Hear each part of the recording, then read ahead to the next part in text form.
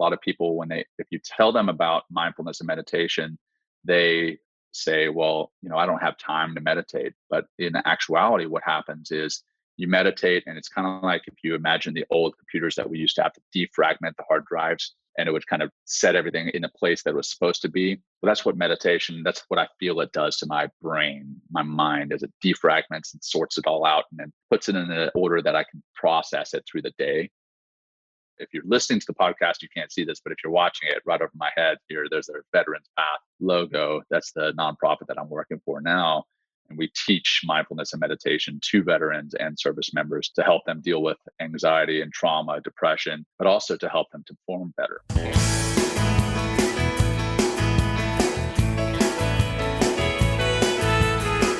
Welcome to the Onward Podcast. This is Emily Harmon, your host. The Onward Podcast features authentic conversations on facing adversity and moving forward. And my guests share adversities that they faced in their life and what it took for them to move forward. These stories help us realize that we're not alone. Everybody faces adversity. And in these episodes, you'll learn some tips and pointers that you can apply in your life as you move forward, as you move onward after facing adversity. My guest today is Jon Macaskill. And after 20 plus years as both an enlisted sailor and a commissioned U.S. Navy SEAL officer, Jon transitioned out of the military in August of 2020. He says his Navy journey was a wild ride and things didn't go quite as planned. But, he says, they definitely worked out for the best. Jon's been blessed to serve with some of the greatest men and women in the world, see places and do things most only read or dream about, and honorably serve his country and defend his fellow Americans. Now, Jon is the Deputy Executive Director for Veterans Path, a nonprofit helping veterans rediscover meaning, purpose, and joy through mindfulness meditation and a safe community. I know that you'll enjoy this interview. Jon, welcome to the Onward Podcast. Hey, thanks so much for having me. I'm really excited about it and honored to be here. Yeah, I mean, we scheduled it. What day is today? September 29th. And we scheduled this interview back in March 11th, right before COVID hit, or before we realized that, our lives were about to change. Big time, right? I mean, what a world we're in. And what an appropriate podcast to be having, overcoming adversity. I mean, the world has been dealing with adversity in the past 6 months or so. I mean, we deal with adversity every day, but it just seems like the COVID pandemic has really unleashed a level of adversity that we haven't experienced, at least in our lifetimes. No, I know. I mean, it's like the whole world all at once. And right. So you went to the Naval Academy, class of 97, and prior to that, you were enlisted, right? Class of 2001. I enlisted class of 2001. Okay. Yeah, so I enlisted in 1996, started the academy in 97. So I was only enlisted for a year. And then, graduated 2001 and then went from there out to SEAL training in Coronado, California. Wow. So when you were enlisted, what did you do? I was a parachute rigger, an aircrew survival equipment man. Okay. Technically, Did you know so I worked on the ejection seats and everything else. Yeah. Well, it's pretty cool because I was just talking to Chris Stricklin and I was telling you about that. He was a Thunderbird pilot and his episode's going to publish on Monday, the beginning of October.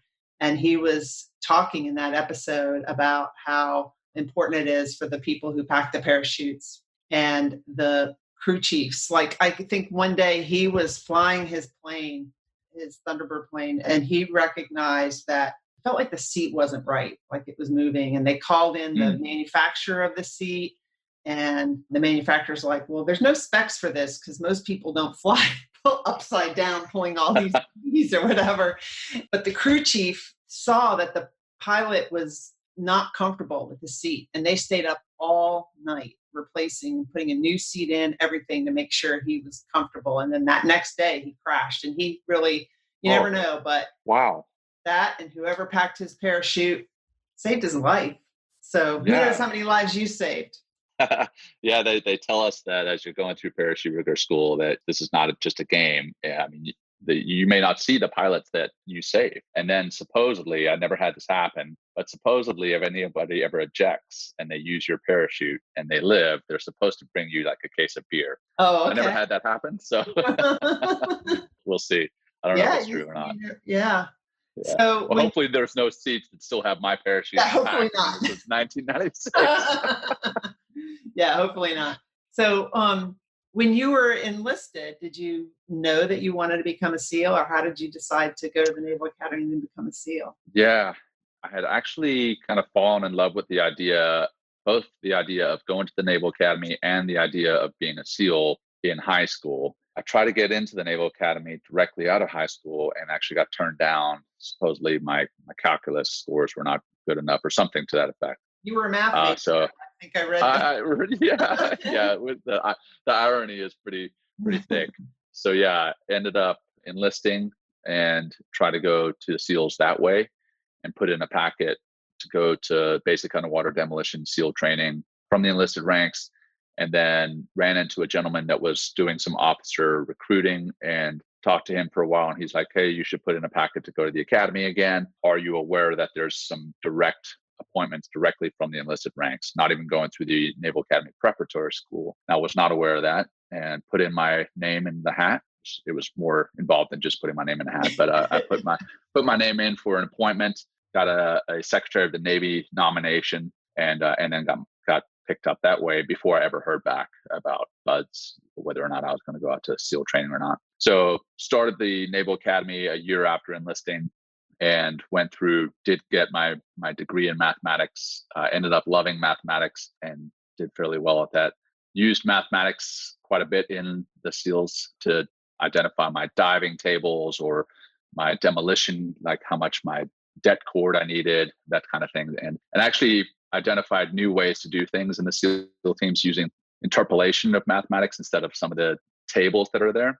Oh, cool. But some of my friends were like, hey man, let's just go with the easy answer and let's just use the tables. So so yeah, that never stuck. Anyhow, I think they thought I was kind of a nerd for going that way, talking math while I was dragging my knuckles, dragging demolition around anyway. So yeah, went through Bud's class 239 out in Coronado, California. Started with 238, got rolled with pneumonia, finished with class 239, went through Hell Week with 239, and then went out to the SEAL teams after SEAL qualification training, went out to SEAL Delivery Vehicle Team 2 on the East Coast, where I served for 3.5 years. And then that was kind of the start of my Navy SEAL career, and bebopped around until recently, and just retired last month at the beginning of August. So last month. So bebopping around, what's that like as a SEAL? Yeah. So let's see. From the SEAL Delivery Vehicle Team, I went to a special boat team, went from the special boat team up to Monterey to the Naval Postgraduate School, got my master's in operations research, more math. So, if I had some glasses, I would push them up on my nose. Went from there to a joint tour down in Tampa at SOCOM and then Special Operations Command Central, and then went back to the SEAL teams from there, and back in Virginia, and then went to Bahrain for a stint. Did a year out in Bahrain as an executive officer, and then came back here and wrapped up essentially the last 3 or so years of my career. And I know we're going to get into discussion about adversity. And Right. In that last 3 years, there was quite a bit of adversity, both in my personal life and my professional life. But I'll wait until we get a little further into the conversation before I delve too far into that. I was going to ask, what was the toughest part of being a SEAL of your career? The toughest part. Mental or physical or? 100% mental. The toughest part initially was just making it through the training, and that was absolutely 100% mental. Every time that I started wavering mentally, then my physical side would kind of follow that. Oh, as long as I was able to keep my mind focused on the goal of becoming a SEAL, instead of a lot of guys show up at SEAL training and their goal is to get to buds or to get through Hell Week or to get through buds. And those are those are honorable goals, but they're not the goals that are going to get you through. Mm-hmm. To have an actual long-term vision of what it was I wanted to do. I wanted to serve as a SEAL. I wanted to serve alongside America's best. I wanted to lead America's best. That is what helped to get me through mentally. Absolutely is what led me through physically. My physical body followed afterwards. Yeah, and you got pneumonia. Yeah. So day one of actual, so you've got the pre-training PTRR, which I think, if I remember correctly, it stands for like pre-training rest and recovery, or physical therapy, rest and recovery, something like that. But anyway, PTRR is like the first block that doesn't actually count towards your training. You're just out there getting in shape, learning the way around the obstacle course, doing your thing. And then your class is up and you start training.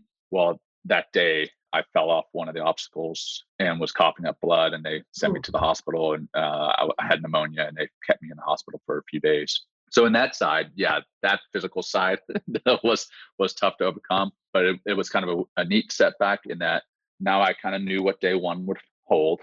Yeah. And then it set me back into a class that I had some friends from the academy in, and it also sent me home. So this was October for Buzz Class 238, got rolled.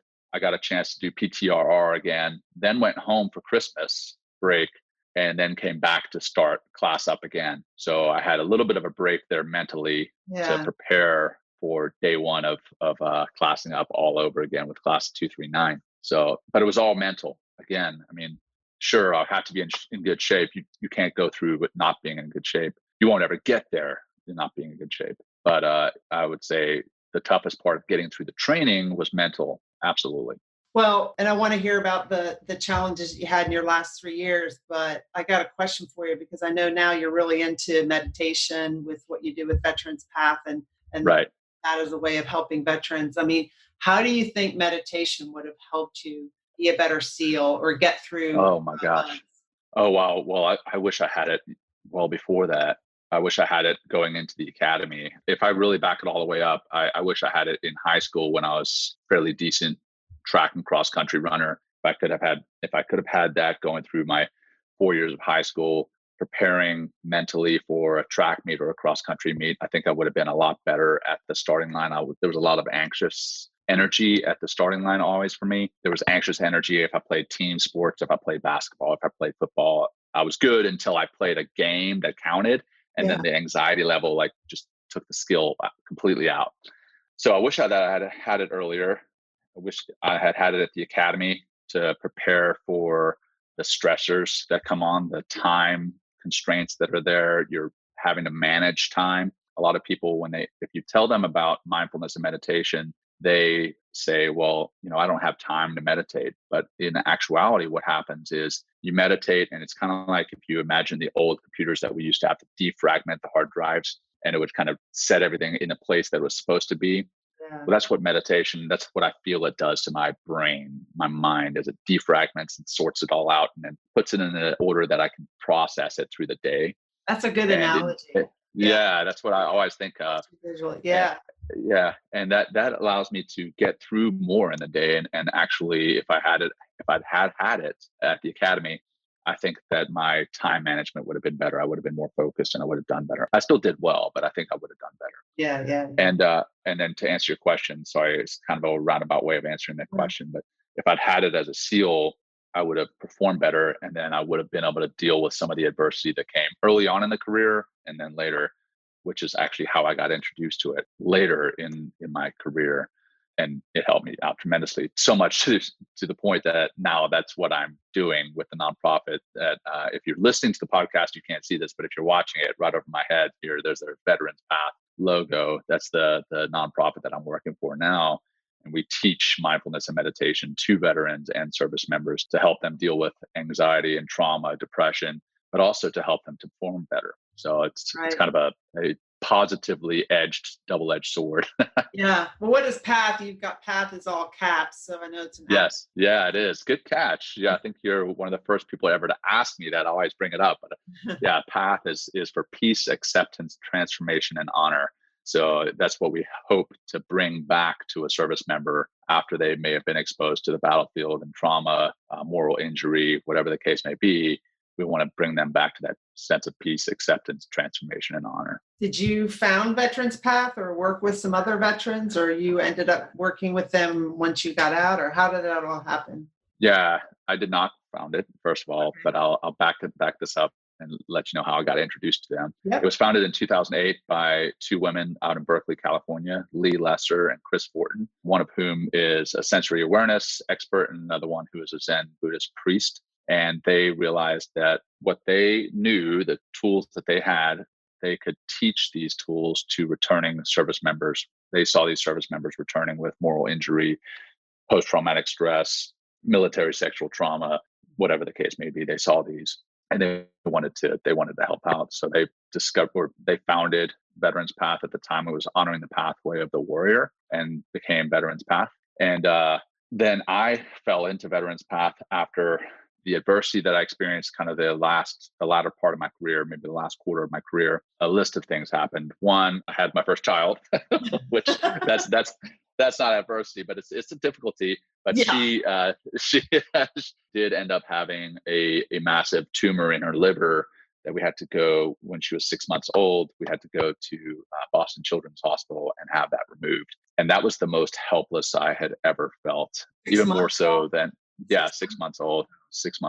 Mm-hmm. And she ended up going into surgery for almost 10 hours, had 5/8 of her liver cut out, had her gallbladder removed. And then we basically lived in the Boston Children's Hospital for the next 3 weeks while she recovered. Now she's a little over 3.5 years old, and she's just full of it, full of life, 3 going on 13, full of sass. So that's another sense of adversity. Yeah. But no, all kidding aside, that was tough. And then 6 months after that, I'd made the decision, after we had our daughter and we knew that she was going to have surgery at some point, that I was going to transfer into the full-time support community, which you're very familiar with. And I got selected to command a NOSC out in Salt Lake City. Went through all the... Explain what NOSC is, or... Oh, yeah, sure. Sorry. So Navy Operational Support Command. It's the element that there's NOSCs all over the country, all over the world, for reservists to come and do their drill there at the NOSC. But there's also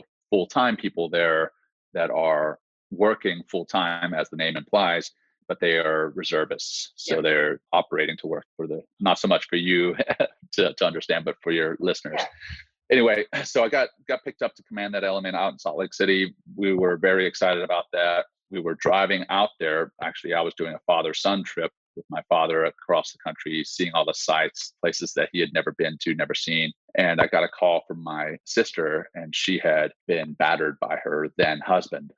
And as any red-blooded brother, an American brother would do, I called the guy to let him know what I thought about him. And he didn't answer. And then I made a really stupid mistake on my part. And I texted him what I thought about him and what I would do if he laid another hand on her. He took those texts and filed electronic harassment charges against me. And I had my command qualification pulled, and I was pulled back from Salt Lake City to Virginia. And that all happened like 2 days before the change of command. So if it had just been me, I would have been a little upset, but my family that had gotten kind of jerked around, and I was upset with the military. I had given the military everything I had up to that point. I deployed away from my family. I deployed in the service of this beautiful country. I'd gone through the Naval Academy, all these things. Granted, those are also things that are good for me. Don't get me wrong. I very much appreciate the Navy giving me those, but this is just my mindset. I'm explaining my mindset at the time. I was angry.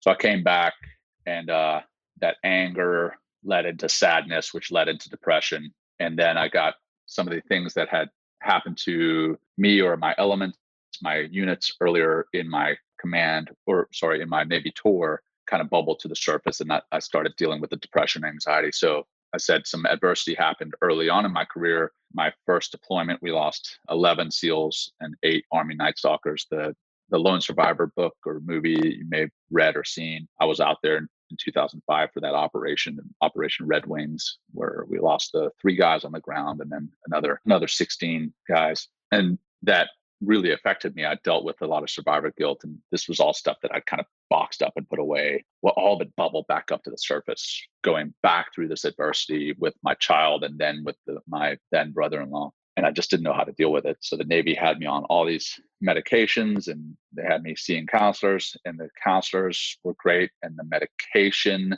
numbed the pain. It took the edge off of it, but it numbed me so much that I didn't enjoy life anymore. Like it took the highs and lows and just kind of made everything flat.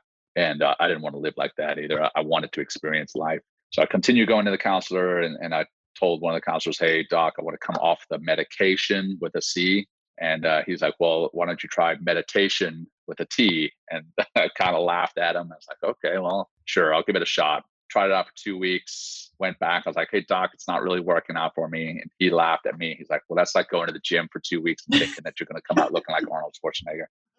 So I went back and I ate that humble pie that he had just given me, and practiced for about 2 more months. And that's when I started to see like the immediate effects that you get from a 15-minute meditation. Those are great, and I fully believe in those, but they weren't lasting. As soon as I would come out of a meditation and I would get on into traffic and somebody would cut me off, my adrenaline would spike and everything else, and I'd be stressed out again. Well, those effects started lasting longer and longer, and then I would meditate 15 minutes in the morning and 15 minutes at lunch, and I noticed that the effects were kind of overlapping. And over about 2 months, the effects were lasting through the days. And I was like, "Oh, I'm feeling pretty good, and I'm not taking anything. I'm feeling pretty good about how I am."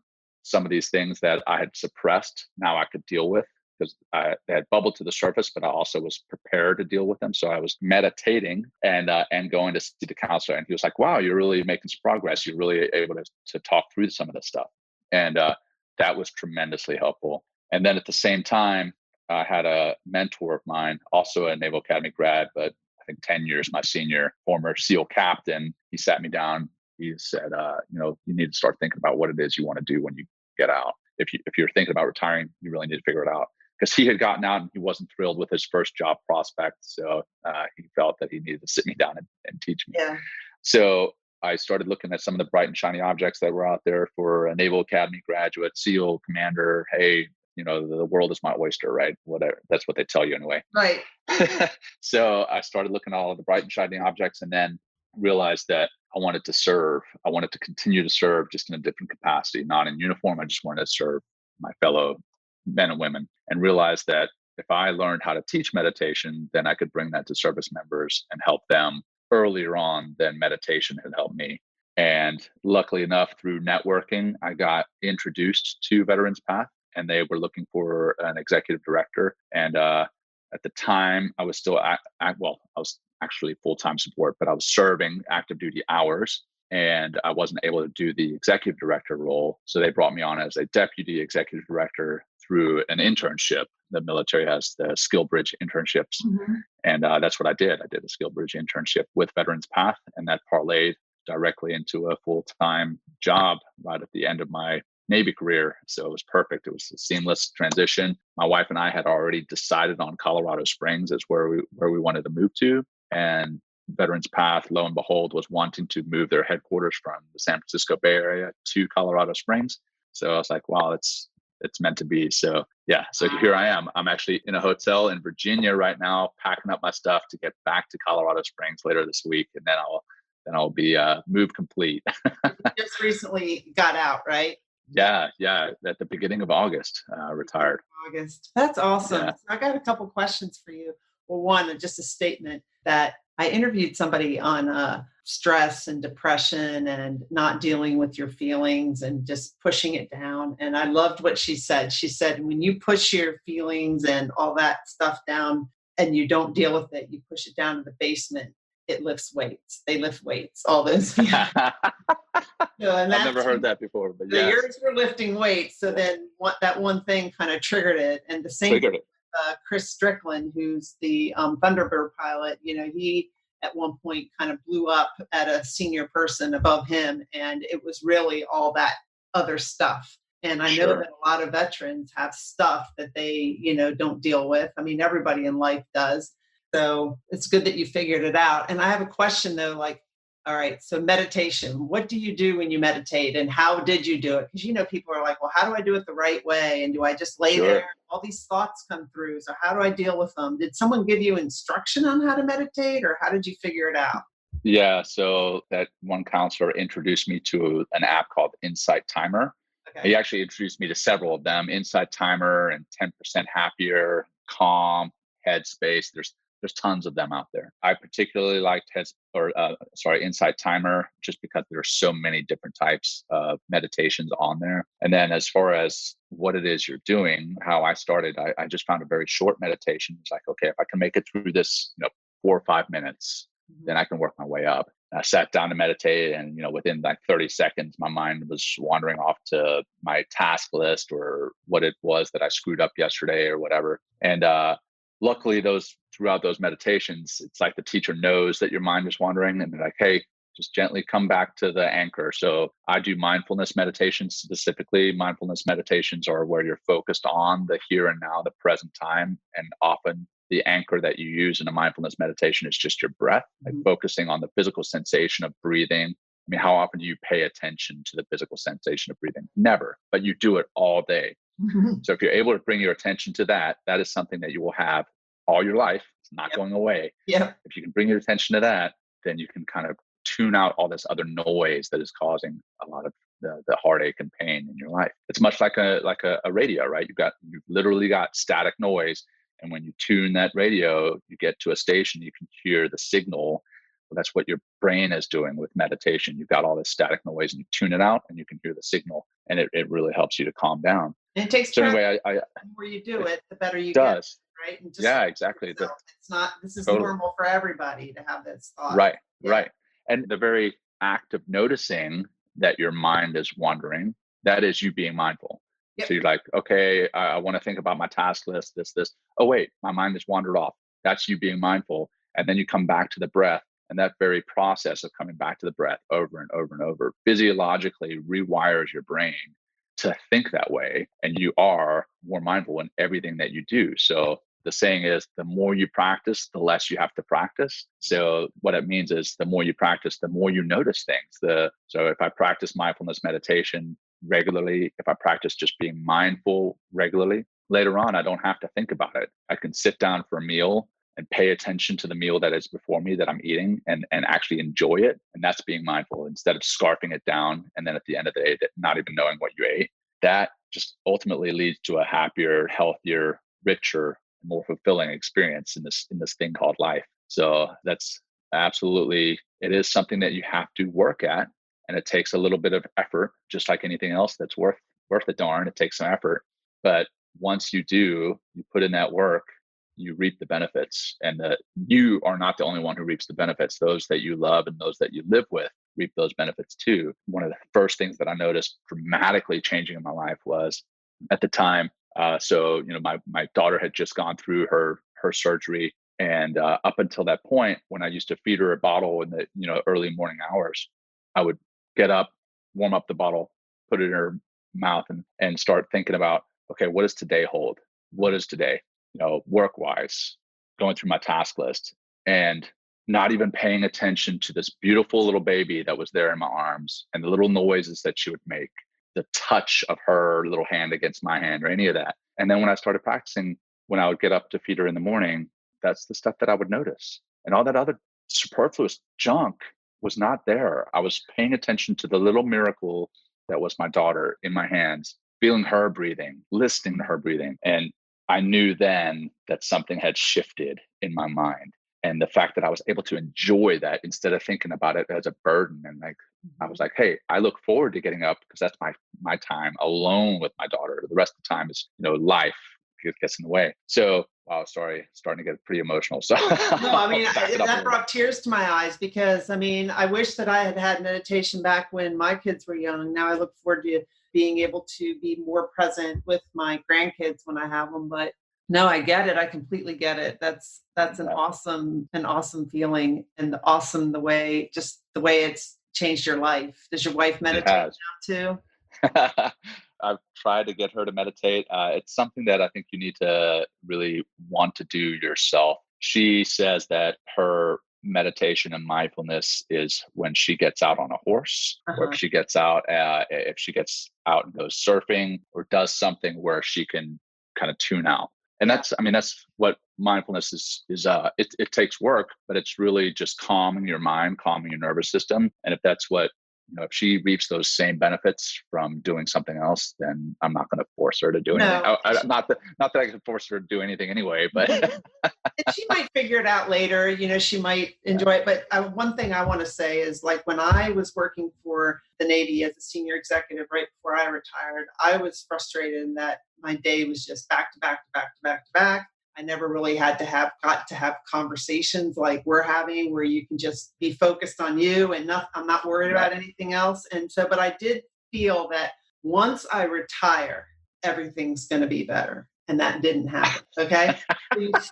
Once I retire, I'm going to have time to do this, this, and this, and this. Well, my way of, I don't go drinking, I don't go and binge eat, but I think my way of dealing with stress is to just be busy. So even when I retired, I was busy. I created a whole bunch of work for myself so that I didn't have time to meditate, or didn't have time to relax, or didn't have time to have a conversation. So I think assuming that things are just going to change once something such and such happens is not a good approach. I think you have to still realize that you've got to work at it. And I've started to become more mindful in doing meditation and stuff. Yeah. Yes, well, absolutely. And I'm glad you brought that point up. I mean, a lot of military officers are type A, task oriented, right? And I don't know if that is how we naturally are, or if the military makes us that way. Either way, a lot of us leave the military that way. And I am so much that way. I don't know if you'll be able to see this with my virtual background, but I've got a list of things that I do here. Mine's over there, just like that. well, one of them, I don't know, you probably won't be able to see that, but it says meditate on it. Because if I don't write it down, even though I know the benefits, even though I love it, I have to write it down for it to happen. It's the same as the gym. If I don't write down, there you go. Look at that. Mine are color coded by podcast work, business work, personal. Beautiful. That's ridiculous. I love it. Yeah. So, if I find that I am the same way, I enjoy being busy, but I also know that I write down the things that mean a lot to me. I prioritize those and I put them on there. So meditate, get to the gym, read. If I don't write down, read, even though I love to do it, I will find something else to fill an hour with. And it'll be something that is a complete waste of time if I don't write it down. So I do find that, yes, I am mindful and I meditate, but I find that I don't do it if I don't write it down. So I write it down.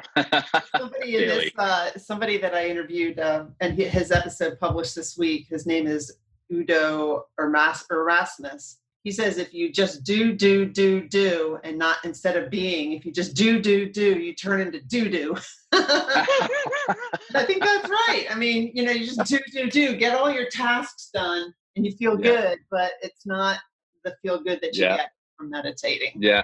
Yeah. And I've heard something similar to that, in that if you're doing, you turn into a human doing and not a human being. You just need to be sometimes, just be. So So you're running into, I think though that the way society is right now, probably the way the military is right now, it's all prescribe a medication, which just numbs the feeling, doesn't really deal with the issue. Prescribe a medication, then you'll be fine. And insurance doesn't cover some of the stuff that the new ways, I think, of healing people. So what kind of challenges are you running into with that, with Veterans Path? Yeah, well, first off, I will say that I do believe, times that medication does help. And I do believe that it did take the edge off some things for me. But for me personally, I felt that it numbed me and turned me into somebody I didn't want to be. So I don't want to say that medication has no time or place. I think that there are times and places that it is something that would help. But with meditation, it's funny that we're calling it the new stuff, right? When it's truly ancient. I mean, ancient warriors, ancient societies practice these. Ancient warriors, the Spartans, the samurai, they did some form of meditation prior to going into combat, because they don't want to be amped up going into combat. They want to be thinking clearly as they go into the battlefield. But yeah, to come back to your kind of big pharma question, I don't have enough frame of reference to say this is what it is before, big pharma got involved or not. But we are seeing people branching out to alternative therapies. They're looking for ways to change the way that their mind thinks. And mindfulness is one of the modalities that can do that. Getting out and working out, that's another way to do that. It's just one of many that can help you to change the way your mind thinks. Right about this point, Jon and I experienced some technical difficulties with the internet, and Jon was cut off as he started to talk about ayahuasca and other psychedelic methods that some people he knows have tried. I've never tried that ayahuasca or anything. Yeah, nor have I. I don't know. We'll see. I'm reading this book right now called How to Change Your Mind, and it's all about the psychedelics. It's really interesting. I'm not going to say yes or no to it, but I'm sure Big Pharma doesn't want me to promote it. But anyway, what I was saying when things froze up the last time on the Wi-Fi, my apologies. I'm in the hotel. The Wi-Fi is not great here. So now I'm on my iPad using my cell phone connection to see whether this holds. But anyway, so I do believe that different things help different people at different times and in different ways. But I feel that if you are going down the route towards anxiety, stress, depression, anything like that manifests itself that way, I highly recommend trying meditation prior to anything else, because it's the one thing that you can do on your own. It's perfectly safe. You don't have to have a doctor monitoring you. Some things can bubble to the surface that may be traumatic that you buried, but you can process that later. You can take that bubbles to the surface and you can take it, process it properly. Whereas, if you're experimenting with ayahuasca or ibogaine, any of those other psychedelics, you probably want to have somebody close by. And I don't think you're going to be doing that in the States anytime soon. No. I've seen how it works because I've felt how it works because, right when I retired, my former husband got sick with cancer and he died, and I was helping my kids through it all. And I'm just busy all the time. And I hired a counselor, and she, I tried meditation before, but kind of like other people, it doesn't work. Tried it for 5 minutes or whatever. So she wanted me to do something for 40 days straight, and it really helped. And it is a little scary because those feelings start to come up and you can get kind of upset, and you've got to learn how to deal with those feelings. So just be aware that when you do meditate like that, you can have some of those feelings that went to the basement, that you shoved to the basement. Yeah. They've built some muscles and they come up. But once you deal with them, you feel so much better. So you host a podcast, you're working on season 2, you interview veterans and looks like Olympic athletes and others on right. meditation. Yeah. I mean, it started out as I was going to interview people who had gone through Veterans Path programs and let them share their stories about how meditation and mindfulness had helped them. And I did get some people who had gone through the programs. Then some people weren't ready to share that. I'm certainly not going to force this on them. Right. So I kind of opened up the aperture a little bit to say, okay, well, who are some very high-performing athletes, high-performing corporate members, just high performers that practice mindfulness and meditation? And the reason that I want to bring in high performers is that it can help to break the stigma, because a lot of time people think, well, you're only going to benefit from mindfulness and meditations if you have something quote unquote wrong with you. Right. Well, that's not at all the case. Everybody can benefit from it. So I opened up the aperture there a little bit, and then had some people come in to yoga, had people come in to talk about some different modalities, Aikido, some type of somatic movement that would help you to heal. And I thought, what I'm just going to turn this into is essentially similar to what yours is on overcoming adversity, and then find out what it is that the people use to overcome that adversity. And if it happens to be mindfulness and meditation, then we can point the listeners in that direction. But if mindfulness and meditation isn't the answer to maybe our listeners, maybe there's some other tool that we can share with them through the podcast. Ultimately, sure, we want to raise awareness about Veterans Path and what it is we do, and to break the stigma of seeking mental health support. But if we end up sending somebody to Aikido dojo because that is what resonates with them, then that's great. That's a win in my book. Yeah. I'm not in this to make a lot of money. I'm in this to help people. And if that's what helps them, then that's absolutely a win. Part of the thing about podcasting is you never know who's listening. kind of know, but you don't really know who's listening or what episode resonated. The other day, somebody sent me a message, and it basically, a friend of hers had listened to one of my podcasts about surviving cancer, and that helped her. And so she's like, look, you saved a life. And so it's nice for people who are listening. When you listen to podcasts, give a review. Let people know you listened. Let people know how it impacted you, because these stories are helping people. The ones I'm sharing, the ones you're sharing, the ones that our guests are sharing. You know that, Right. I mean, they are helping people. So, but sometimes we don't know, we don't hear it. Yeah. And it definitely does. It gets overwhelming at times when you've got a lot of podcasts lined up and then you don't hear any positive feedback. Yeah. Like, what am I doing this for? But then when you hear that one positive feedback, like you just mentioned, hey, you may have literally saved somebody's life.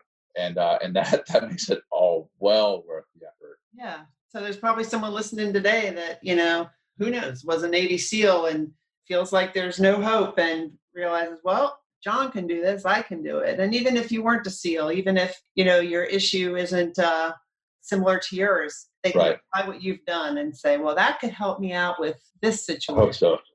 I certainly hope so. Yeah. And if you ever have any questions, if you're listening to the show and you ever have questions about mindfulness or meditation or about Veterans Path and the organization that we are and the services we offer, please don't hesitate to reach out. You can hit me up, Jon, Jon, at veteranspath.org. So it's pretty easy, just Jon at veteranspath.org. And then Veterans Path itself, we're on all the different social media platforms, and our website is just simply veteranspath.org. So I'd be happy to share any of the services or resources that we have, or if you just want to reach out directly to me, I'd be happy to talk with you one-on-one. Thank you for this interview, Jon. I know it's going to help more than one person. Well, even if it is just one, it's been well worth it. And I've very much enjoyed the interview. So thank you for the time and space for this. I very much appreciated it. And I love what you're doing. Keep it up. You know what? We're probably both being a little selfish, because guess what? The interviews help you and they help me too, right? I mean, don't you learn from every guest? Yeah, I do. And they get better every guest as well, right? Yeah. You process your skills, what you talk about. I mean, I remember my first interview, I had like a full script written for me off to the side. And now I just wing it. And it just seems much more authentic when you wing it, because that's how life is, right? You don't have a script for life. So I have a script for the podcast. Yeah. No, I remember that too. Yeah. Thank you, Jon. Awesome. Yeah. My pleasure. Have a great night. Thank you for listening to this Onward Podcast episode. If you don't meditate now and you haven't tried meditation, or even if you have tried it, but like Jon and I did at the beginning, we did it a couple of times and it didn't work out. So we just wanted to stop and say, well, it doesn't work for us. If that's you, try it again. Try it again and let us know if it worked out for you this time around. And remember, if you're an overachiever like I am or Jon is, don't give up. I mean, you're not doing it wrong if you have thoughts come in. Meditation isn't just laying there silently with no thoughts. Just don't do anything with the thoughts. Notice them and let them go. Notice them and let them go, and come back to your breath. We didn't talk about books in the interview, but when Jon sent over his information to me prior to the interview, he recommended 2 books. One is Designing Your Life, and the other is The Happiness Advantage. And I put links to both of them in the show notes. And I looked at my bookshelf. I have ordered so many books this year that I haven't read yet, but Designing Your Life is one that is in my bookshelf. And I have read it, and I can say that it is a great book. Some really good exercises in there to help you build a well-lived and joyful life. For those of you listening who celebrate Christmas, have a Merry Christmas this Friday and a Happy New Year. And I'm praying that 2021 is going to be a much better year than 2020. I just know it is. I hope you know that too.